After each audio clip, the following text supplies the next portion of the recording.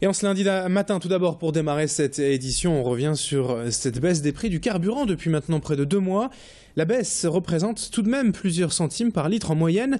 Le litre de gasoil est ainsi passé, et par endroits, déjà sous les 1,10 €, ce qui, selon les statistiques nationales, n'était plus arrivé depuis 4 ans en France, depuis décembre 2010. Notez évidemment que l'essence, samplon 95 ou 98, baisse également, avec en moyenne un prix au litre autour d'1,30 €. Et forcément, pour les automobilistes, cette baisse est une bonne nouvelle. En général, cela ne change quand même pas leurs habitudes de déplacement, mais pour les professionnels, surtout ceux qui roulent beaucoup, cette baisse redonne le sourire à la pompe. Exemple ici à Villeneuve d'Ascq avec ses quelques automobilistes. Au micro d'Idil Gunaï et de Thibaut Paki.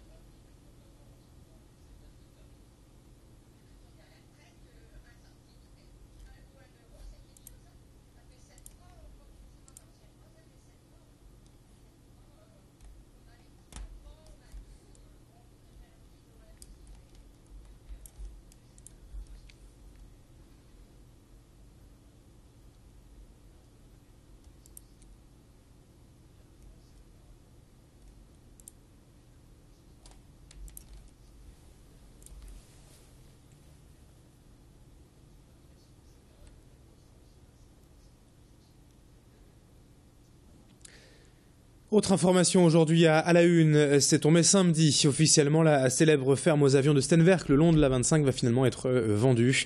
C'est désormais quasiment certain. Une association s'était créée en urgence il y a quelques mois pour tenter de sauver ce monument d'art brut connu de tous les nordistes. Mais en parallèle, la maison avait aussi été mise sur le marché immobilier par la famille du propriétaire, décédé début septembre. Et alors qu'une grande collecte de fonds avait été lancée la semaine dernière par l'association pour acheter la maison, avec déjà quelques 30 000 € de récoltés en à peine 2 jours. L'information est donc tombée ce samedi. La ferme est en passe d'être achetée par un acquéreur anonyme qui ne souhaiterait pas, a priori, conserver les œuvres. Celles-ci devraient donc être transférées au musée de la vie rurale à Steenwerk. Mais voilà peut-être la fin donc d'une belle histoire régionale avec la vente de cette maison symbolique. On enchaîne dans ce journal avec quelques images de l'inauguration ce samedi d'un nouveau centre pour les Restos du Cœur à Marcq-en-Barœul. Une antenne mise à disposition par la mairie et qui servira non seulement aux Restos du Cœur mais aussi au Centre national d'information sur les droits des femmes et des familles. Concernant plus particulièrement les restos, une trentaine de bénévoles seront présents ici tout l'hiver jusqu'au 15 mars afin d'assurer une permanence d'accueil, d'écoute et de réconfort auprès des bénéficiaires.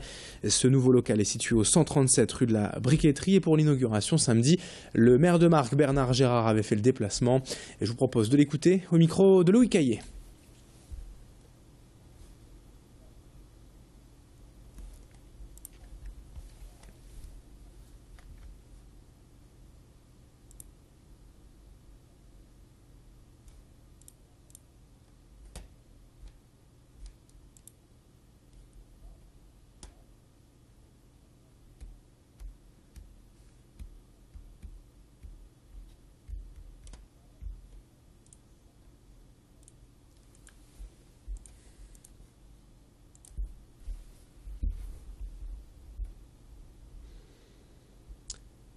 « 7h19 en direct, en continu sur Grand Lille TV et d'autres images encore pour parler de sport ce week-end.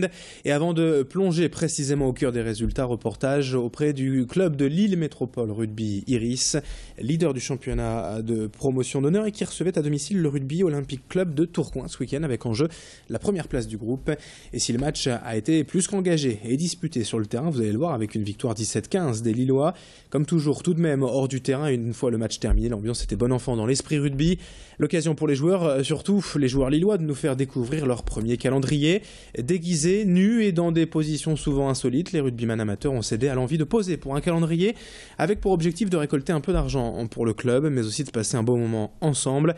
La sortie officielle de l'œuvre, pourrait-on dire, c'est ce jeudi soir au bar Le Colbert à Lille. Avis donc aux amateurs ou aux amatrices qui souhaiteraient se le procurer. Louis Caillé a rencontré samedi après-midi, après le match, l'équipe de création.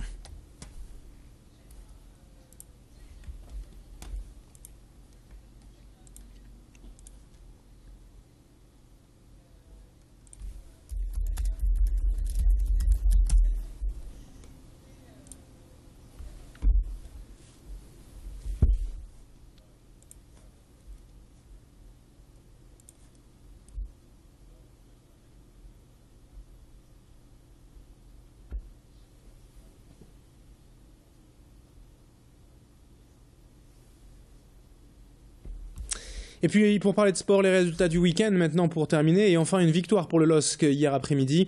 À domicile, les Lillois se sont enfin rassurés, une victoire attendue depuis le 27 septembre, 3-0 donc face à Toulouse. Les buteurs lillois se nomment Djibril Sidibé, Ryan Mendes et Nolan Roux. Au classement, le LOSC remonte à la 12e place. Victoire également pour le SBVA en basket féminin ce week-end, 82-67 face à Tarbes. Victoire aussi, la première de la saison en volleyball pour le TLM Tourcoing face à Montpellier, 3-7-1.